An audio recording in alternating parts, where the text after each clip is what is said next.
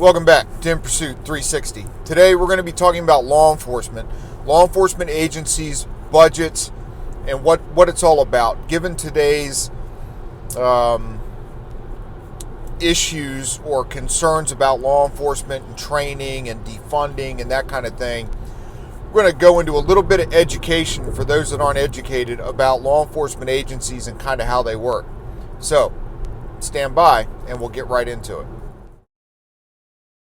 All right, here we go. So, law enforcement agencies. So, let's start off with,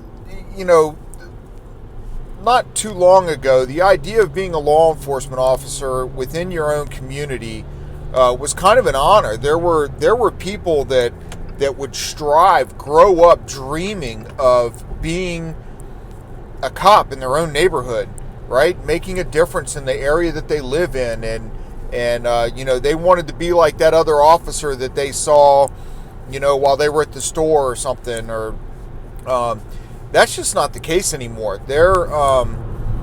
Almost every law enforcement agency around this country is shorthanded because nobody wants to do the job anymore. Nobody wants to get into that world. Well, what kind of a world is it? Well, it's very rewarding. I loved my 21 years in law enforcement. I enjoyed it. I enjoyed the challenge of it. I enjoyed the idea that I was making a difference in somebody's life. At different times in my career, I know I made some genuine life-changing differences, and that was reward enough for me. And I loved it. I loved doing the job. But some people, they don't have that desire anymore. It's harder to find them. And the hiring process has gotten so tight that they're really weeding people out. Now, according to people that you may see ranting and raving in some interviews and stuff like that, talking about how, they need to improve the hiring process. The hiring process is extremely strict. You've got a written test, you've got an interview, you've got a psychological test, you've got a polygraph, you've got a drug screen, you've got your oral interview where they ask you questions that are basically trying to get into your psyche to see how your mind works and how you're going to handle different scenarios, right? So, and it takes forever. You're talking 6 to 9 months before you can get hired at almost any law enforcement agency anywhere, because they're trying to make sure they pick the right people. What people don't realize is that you can pick the best candidates that are out there that have the right mindset, that want to do the right thing. And then depending on the culture that already exists from what I call the old heads in the department, they can be manipulated and changed after they get out on the street.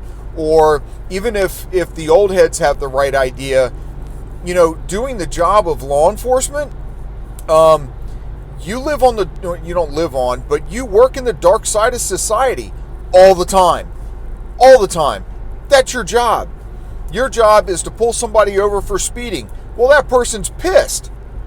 We in law enforcement don't live in a world where you go rescue the kitty cat out of the tree and, all the neighbors love you for it, right? Everybody loves firefighters. Everybody loves ambulance, EMTs and stuff like that. They just go help people. They don't tell people that they're doing something wrong and write them a ticket. But the cops, we have to go write people tickets who are breaking the law. And they get mad at us. We're disliked every single day, no matter what's going on in the news, because we pull people over, we write them tickets. So we get that flack, right?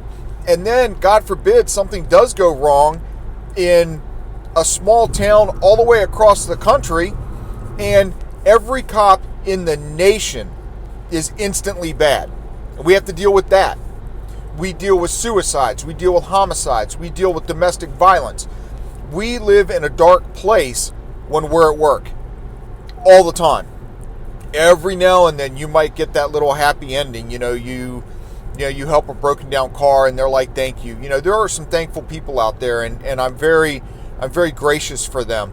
I know during the DC sniper thing, they were bringing food to the office, and we had no calls for service. Nobody was breaking the law because nobody wanted to get shot by the DC sniper. But they were very grateful. But as soon as they caught the DC sniper, crime went right back up, and we suddenly became, quite honestly, they all thought we were assholes again. So police officers live in that dark place while they're at work. They're constantly dealing with the dark side of society. And then people are surprised after 15, 20 years that an officer's original intent or desire to do a good job has switched over, and now maybe he's used excessive force somewhere, or maybe he said something he shouldn't have, or whatever, after dealing with society's darkness for 15 or 20 years. Thank you very much for your uneducated non-understanding. I mean, really? Really? When you need something, you have no problem calling 911, right? And here come the cops. They come running in. Their guns going off. Somebody's getting shot up. Who runs in? The police officers. Oh, good to see them then. Oh, but if I'm stealing something from a store, don't mess with me. Or if I'm speeding, don't mess with me. That's the world law enforcement lives in. Now, that was kind of a little bit of a rant, and I'm really not trying to do that. I'm really trying to avoid some of this, but it's the fact. It's the fact of how life is for a law enforcement officer. So now let's get into the agencies and the budgets. Everybody's screaming about, they need more training. They need more training. So the basic training is pretty good in most places. I can't speak for all places, but it's pretty good in most places. And the problem comes in with continued training. So budgets are limited. They're already shorthanded. So even if they can budget in the money for training, don't forget, it's not just paying somebody to come in and give the training, or paying the money to get your instructors trained up to give the training. Well, now you have to schedule it. Well, you're already shorthanded. I told you, most agencies across the country are shorthanded. Well, now you have to require your officers on their day off, usually, to come in for training. Well, they already have days off where they're in court. So 2, 3, 4 days a month of their days off are spent in court. Or they've got special details that come up. Or you're short-handed, somebody wants to take vacation, so you have to take your day off and work because somebody else wants to take a vacation day with their family. So all these things are completely understandable, but when you're talking about training, even if the money's there, the time may not be there. And then what kind of training is there? What do agency identify as a key training issue? So is it, how to do a proper chokehold? When I was with Stafford, we learned under one circumstance, would it be okay to use some kind of a chokehold? And they trained us how to do it. And it was mainly if you responded to a call where an officer was being assaulted, the officer was on the ground, the bad guy's on top, how to come up behind and clutch up around the neck and use those arteries right there to kind of put them to sleep. But we know that's not anything. We didn't do extensive training on it. The neck is usually a really off-limits thing. But, that's one of those circumstances. You've got an officer on the ground that's getting pounded, and their gun is there, then that means there's a gun in the fight, and that could possibly be a deadly force situation, which is the only reason they taught us anything about getting around the neck. So just to make that clear. But other than that, we weren't trained on the neck. But what do you train? What do you train on? What's critical? Handcuffing. That's something that gets done every day. That's something that should be a constant training, or a retraining, or a refresher training. Pepper spray, taser. Yeah, probably those get used a lot too. How about leadership skills? I did a video just the other day about, every law enforcement officer on every single call is a leader. In order to successfully end some of these altercations that you respond to, or some of these arguments or domestics or whatever, you have to be a leader. And a leader is empowering other people. A leader knows how to communicate, listen to understand, not listen to respond, right? So where does this training need to come from? And quite honestly, most agencies will tell you when the hell are we supposed to do it? You know, you want to defund us. We're already shorthanded as it is, and now you want more training, but you want to take away our money. Or, okay, fine, give us the money. Give us extra money for training. Now give us the staff so that we can pull these officers and give them better training or more continuing training. No law enforcement officer joins a law enforcement agency with the desire to kill somebody. They're usually weeded out pretty quick if anybody has that kind of a mentality, right?